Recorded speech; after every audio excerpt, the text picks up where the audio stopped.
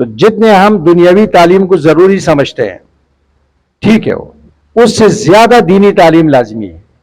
یہ ہر مسلمان کے لیے بنیادی چیز ہے، کیونکہ انسان جس شعبے میں ہے سب سے پہلے وہ صحیح مسلمان ہے. اور مسلمان صحیح مسلمان کب بنے گا؟ قرآن کریم سے بنے گا.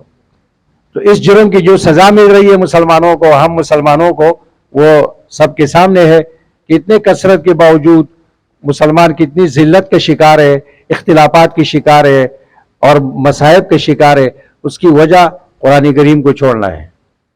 تو آج سے ہم اور آپ عہد کر لیتے ہیں کہ قرآن پڑھیں گے بھی، سمجھیں گے بھی، اس کو اولی حیثیت دیں گے، تو اللہ تبارک و تعالی ہم اور آپ کو بھی عزت سے نوازیں گے. کیونکہ اللہ کے رسول صلی اللہ علیہ وسلم نے ارشاد فرمایا ان اللہ تعالی یرفع بہذا الکتاب اقواما ویضع بہ آخرین.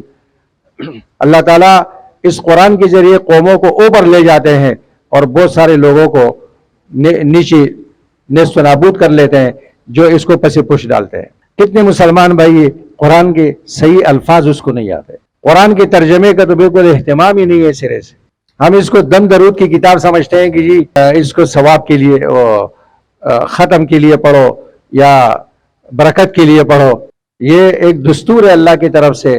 زندگی آپ عقیدہ کیسے رکھیں گے، آپ کا عمل کیا ہوگا، آپ کی فکر کیا ہوگی، آپ کی ترجیحات کیا ہوں گی، قرآن کریم زندگی کے ہر شعبے میں رہنمائی کرتا ہے.